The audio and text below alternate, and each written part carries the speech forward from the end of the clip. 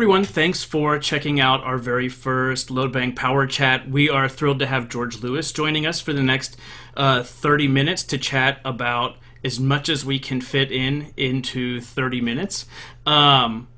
We have been so fortunate to have the opportunity to work with George, both in his writing for the ensemble, but also getting to spend some time hanging out in the Czech Republic, and are really excited to have him chat with us. Jeff, you are going to start with the first question for George. Yeah, I just wanted to ask, as a sort of intro to our main connection here, could you talk a little bit about your work that you wrote for Loadbang called Apis and the Terry Atkins video that inspired it? Well, Terry Atkins, who passed away in 2014, I think was a major artist. He was a sculptor, abstract sculptor. He was also a saxophonist.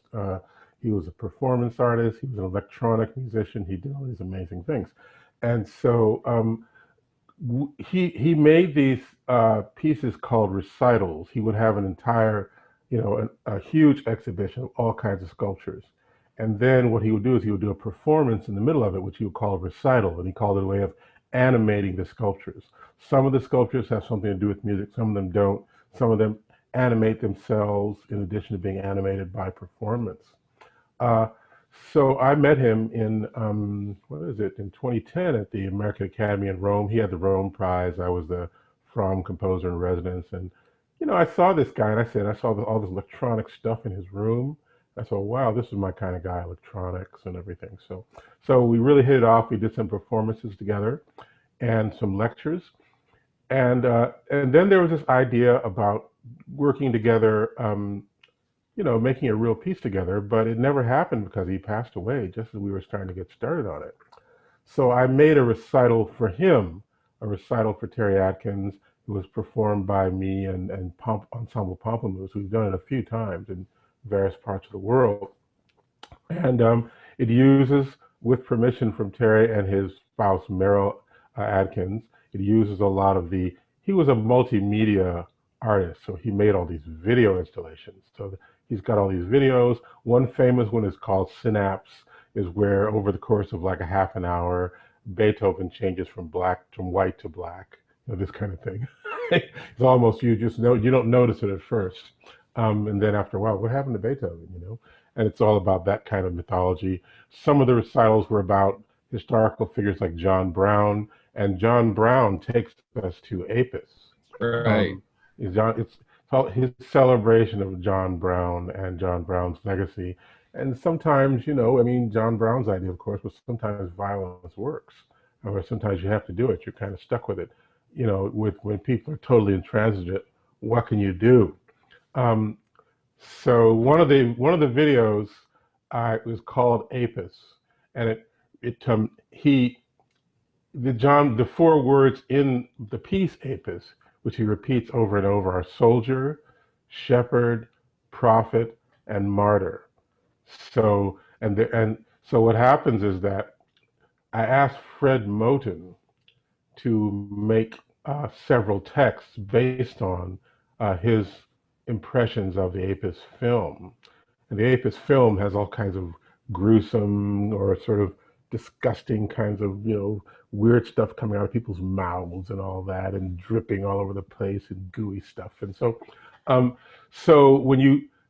it's just a series of words. It's not, there's nothing linear or linear narrative about it. It's just a series of words. It's like sound poetry. And sound poetry, it's set to, you could call it set to music, but you could also say it's set to sound. So because I was trying to do a little bit more with the voice than I had been doing before, and it's not, the piece is not as noisy as I wanted, but it's plenty noisy.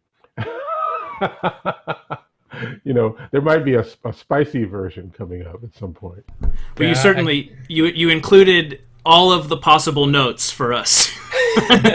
Well, I don't want you. I mean, you're Loadbang. I don't want you to feel like this guy's stiffing us here. Well, I look forward to seeing how we can make it extra spicy in its further iterations. I was just I saw a little bit of what I could find of the original Apis mellifera piece online, and I saw some of the imagery that's that text being spoken, and it's just these close-ups Very nice, of yeah. mouths. And part of what struck me as I was thinking about the piece and what it was about and your relationship to our ensemble is that the piece has I believe it's the artist's mouth, and then I'm not sure who it is, but a white person's mouth speaking these words back and forth, that incantation, the soldier, shepherd, prophet, martyr. Yeah, and sometimes it's his voice doing it. I mean, Terry's voice as well. Mm. Mhm. Yeah, so I thought maybe we could bring up something that we were discussing earlier, is the context of the piece, with it's about John Brown, uh, and it is written by you, a Black composer, for us, a non-Black ensemble, and what that means in terms of context for the meaning of the work and for the text and for writing a piece like this. Hmm. Well, I mean, to be kind of jocular about it, I've written music for white people before. um, what I mean, I mean, somewhat. If the issues become very fraught because we are used to the idea of treating everything as if it were a film. So if you make a film about Malcolm X, the person who plays Malcolm X has to look a bit like Malcolm X. Or if you make a Mm, piece, or if you make a TV show about Phyllis Schlafly, you have to make whoever played that part, I forget, some famous actress, look like Phyllis Schlafly. I don't think right. it's quite the same in music. You know, Mm, you uh, Stephen Schick. I wrote a kind of a piece for him that a lot of people play called for percussion and electronics. It's about hip hop and it has beats and stuff. Maybe the Dr. Dre would consider it very whack beats, but it was okay for me. And it was called North Star Boogaloo, and he wrote about it in his book, The Percussionist Art. We continue to work together, but in a way, it kind of made me sad what he said. And then later, I think he thinks differently about it now. Like he felt like, well, what am I doing playing this piece about hip hop? And so I understand that, except that let me. I mean, if you are being a performer as well and having played a number of different kinds or genres or traditions of music, I think what happens is that your bodies are historically imprinted. You do that yourself. It's like imprinting a child with the mom or the dad or whatever. Your bodies are historically imprinted with the music and with the tradition, and that's how you can play it. So if you look at original Bach cello suite, there's no tempo written, there's no accents, there's no slurs, there's nothing. It's just the notes, and a part in the Count Basie orchestra is exactly the same. So how do you learn to play this? You learn it through tradition and through the imprinting, the historical imprinting. So at some point, it doesn't really matter who's playing, and that would be a Foucault kind of thing. What matter who's speaking? Death of the author kind of stuff. But it's not really about that. It's just that we're you're not. I'm not writing it so that there's a dramaturgy that comes from race or whatever. Um, so anybody should be able to play anything, I think. I'm working on a very fraught situation right now because I was talking to Marco Blau, who's been playing I Can't Breathe by Georg Haas, which I think is a very important piece for a number of reasons because it puts blackness, social justice on the table of classical music. And classical music's problem has always been that black liveness doesn't matter that much, you know. So if you're playing, so it's not so much the players, but it's the histories that are in the music. So if you want to say that classical music can be on true world music, contemporary music, then it's got to be able to include all these histories. And so I found it odd to hear that Georg was somehow enjoined or not allowed from to write this piece, which he wrote well before George Floyd and all this kind of stuff. Now he wrote it, weeks I think after the horrible things around Eric. Eric Garner. So it just seemed to me that at a certain point we need to come together, and we can't have these kinds of proprietary situations. I don't know. I thought it was a very powerful piece. So when someone writes a powerful piece and he's Austrian, it's okay. Joe, Joe Zawinul was Austrian too. He played, Cannonball Adderley. What do you want? He played with Cannonball. So Right, that's good enough for me. yeah. That's really fascinating. Um, do you? I know Will thinks, and this has been clear actually since like day one of knowing Will, is that he essentially thinks of you as like hero figure, and Oh so God, no. actually, well, Don't so buy that. I was introduced to your playing through Will actually, and Okay. a lot of your work with Anthony Braxton. And Will, I wonder, Will, do you want to talk a little bit about like as performers now, like talking about the performative aspect of George's career and like complete musicianship? Well, you could before you do that, I want to talk about Will for a second. Now we were playing with Peter Kodak's a piece of his at Roulette, and I was listening to this guy, and he could play softer than anybody I'd ever heard. And then he said, "Well, I have this mute inside, little pixie mute. That doesn't account for it. Nobody can do this. That's the what, but that's not enough. I mean, I could put that in myself, but no way, man. All this control. I was trying to. Oh, I felt terrible. I was like, I'm not gonna be able to. I just sort of like I was receding into the distance here. and then at what was it at Ostrava Days, you played that Xenakis piece. That was unbelievable, man. So I mean, oh, what's this? Oh, somebody's trying to figure out how to get to the event. The I'll send him the link right now. Yeah, great. We're all very interactive here. So now, Will, you can have at it. Do your worst. Dude, thank you so much. Truly, your playing and overall personage has just been so inspiring to me in a lot of ways. I remember encountering your music through the quartets with Anthony Braxton, especially Mm. the recordings in the mid 1970s. I think it was 1976 in Dresden, maybe Oh, that. in Dresden, wow. Is that one? Because there's a recording from Dortmund that we all thought was great. That yeah, That Dortmund. was our finest. That was our finest piece. I mean, we all agreed. Dave Holland, Barry Altschul, we all agreed it was really There's good. so much to choose from, and to my ears, since I've heard it, and I got really obsessive about listening to trombonists and finding like every CD that featured classical trombonists in my undergrad.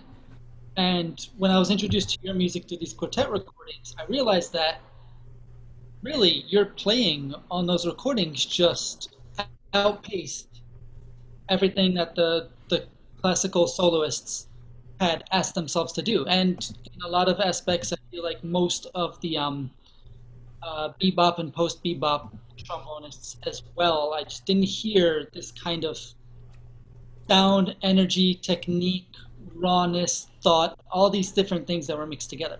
Hmm. Hmm. Musicians, I've thought about this and I've wanted to ask you this for a while. Musicians who reach that level of virtuosity, that real, true level that I feel like I heard in those recordings, that's so inspirational to me.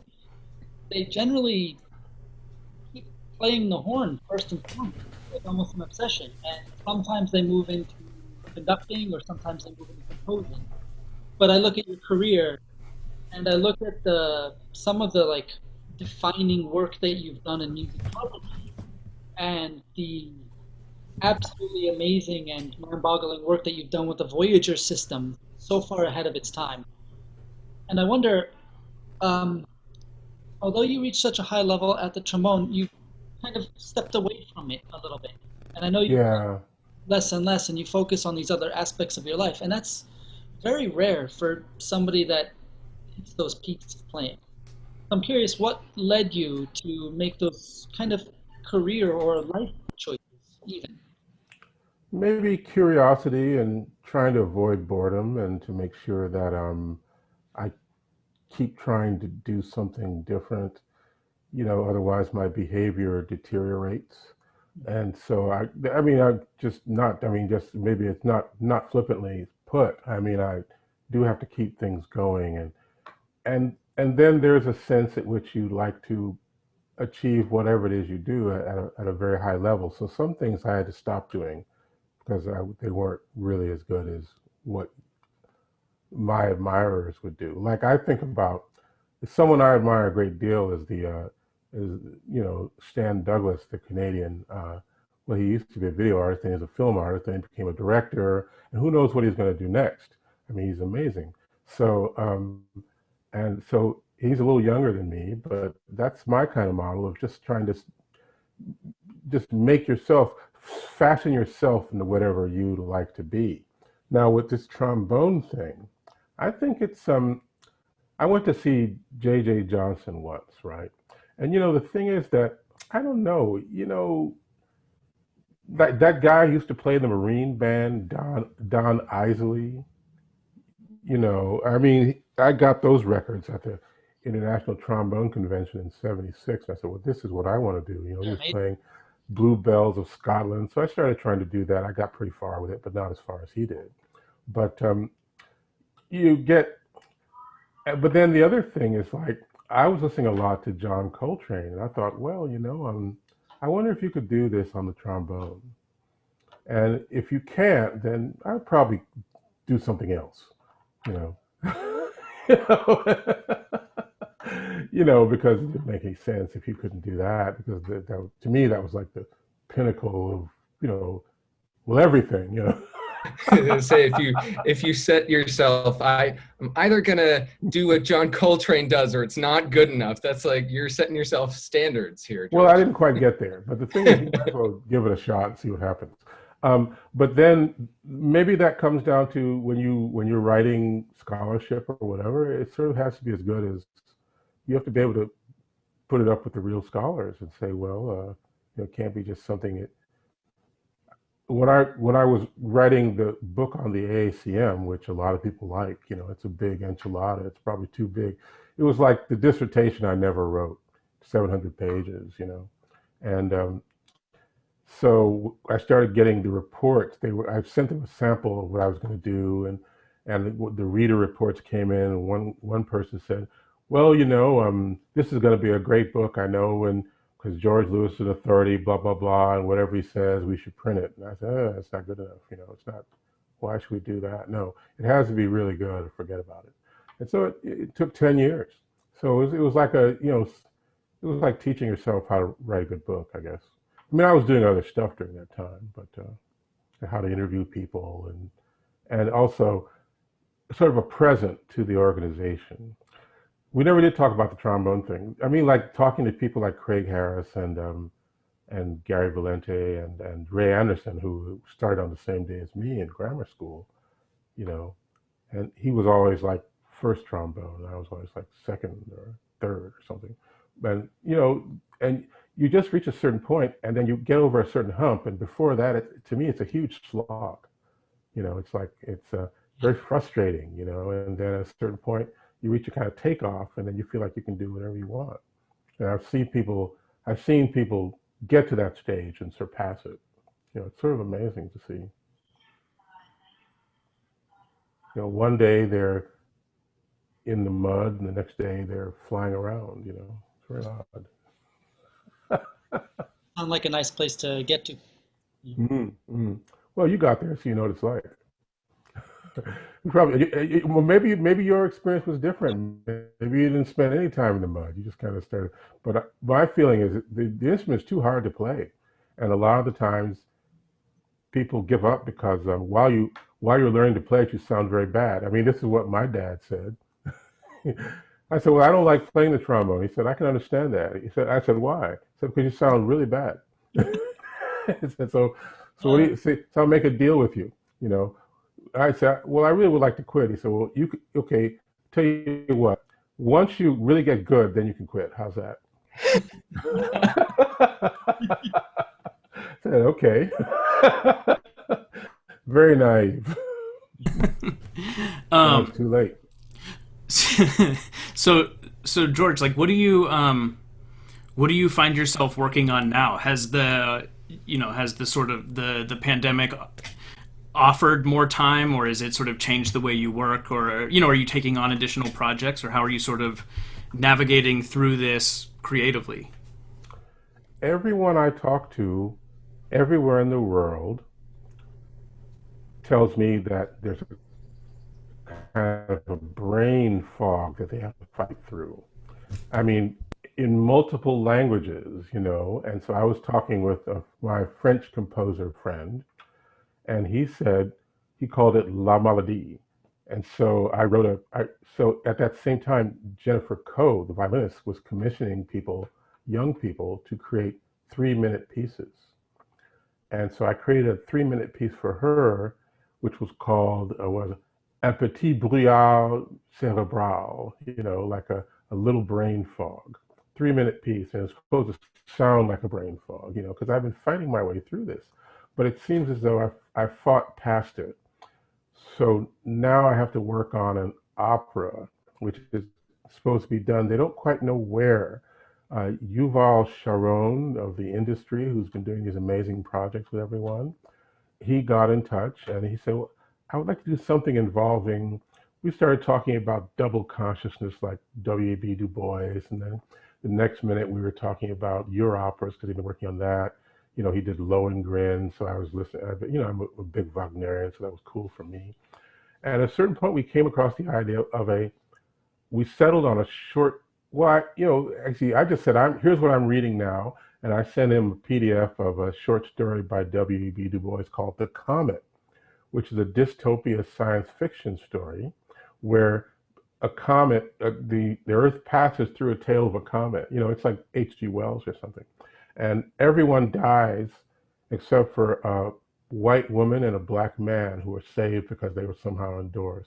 So the first part of it, if you ever saw, the movie of The Stand, I mean, it's like that. They're like you're wandering through bodies and juxtaposed in weird positions and smells and searching for food and all that. And then they realize they might be the last two people on Earth. So that comes down to what Du Bois would call the veil of white supremacy. So, and what supports that is the social world, right? So the social world gets removed. Everyone's gone. So what do you do with that? You know, and then the ending is sort of sad in a way, but because it's sad because everyone comes back and white supremacy comes back with it. But in any event, so there's no chance for the new world of coming. But the other side of it that's interesting is that even though these two people suddenly they're quote free, they're not really that free because they've had all this white supremacy crap encoded in their bodies. We just talked about that, the imprinting of the bodies. So and in their minds, and so that's another thing they'd have to overcome. And Du Bois's dialogue, you see them overcoming it. So I'm writing music for that. Now that's side A, and of course this is the sort of your opera side of it. Um, the actual opera, the title of it is The Comet Popea, and at the same time, or interspersed between my music, there's going to be the coronation of Popea. And so sometimes Monteverdi. sometimes they'll play together, sometimes they'll intersperse, sometimes they'll crossfade, sometimes they'll. I'm trying to figure out a way where I can write the comet in the way that Popea might operate, where there seems to be extemporization or improvisation or certain kinds of indeterminacies. Anthony Roth Costanzo plays two. He plays a figure in the comet, and he plays Nerone in Popea. And so we've got these people playing dual roles and appearing in both. There's supposed to be either a rotating stage or something like it. It's going to be pretty fancy. Are you? Yeah, Sorry. go ahead. I was just gonna say, are you are you letting the Monteverdi like influence in terms of like musical language influence what you're doing at all? Or are you trying to write like Oh, yeah. divorcing yourself from what that is to do a different thing? Oh, no, they should definitely interpenetrate. I mean, the odd part about it is you have this idea of a continuo, right? So I kind of translated that into a harmonium. So I'm going to have a harmonium on my side, and I guess they'll have the continuum on their side. theorbo, these instruments I don't really know about. I don't have to do any arrangements of that; it's already done. So I guess the thing is to try to make them interpenetrate and to be influenced by each other and to be open. Yeah, it's a way for me to learn something new, and I'm excited about it. And you know, That's fascinating. Do you have like a when? Do you know when this is like about when timeline? oh yeah, yeah, it was in the L.A. Times. They announced it a couple weeks ago. I mean, it's mid-June Oh, cool. in Long Beach, and it's supposed to play in New York before, but they don't quite know just where yet.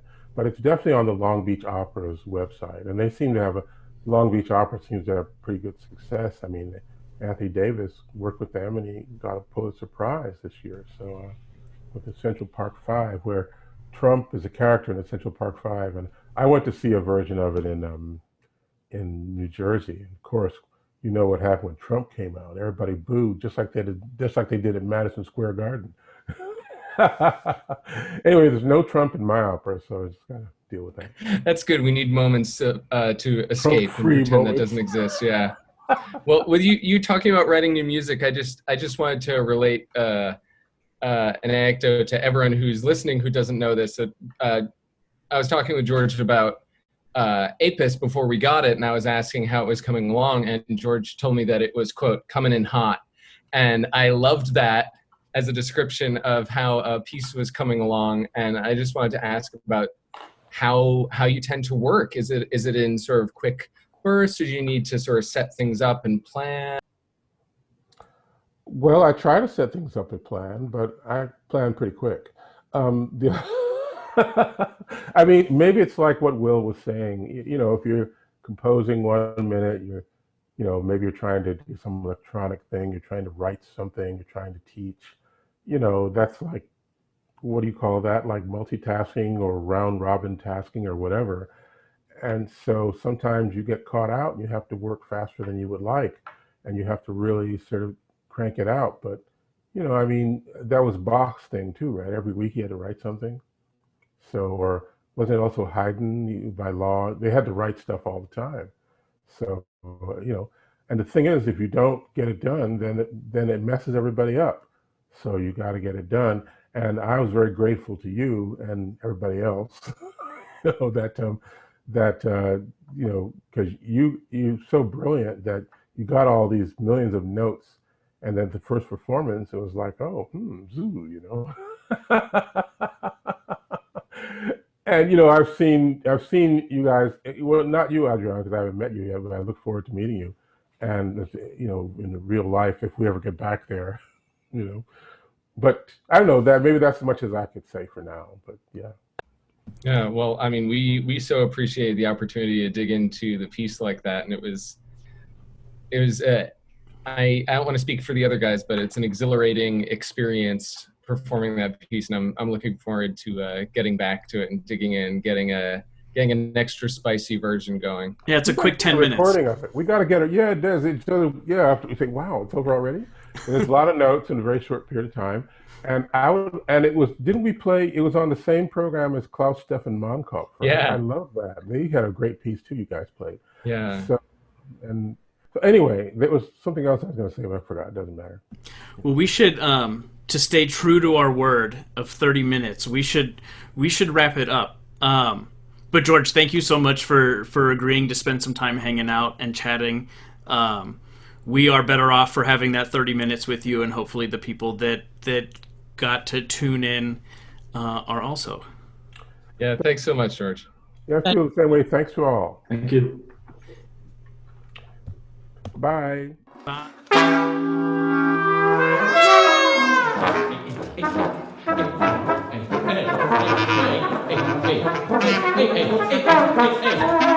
Hey,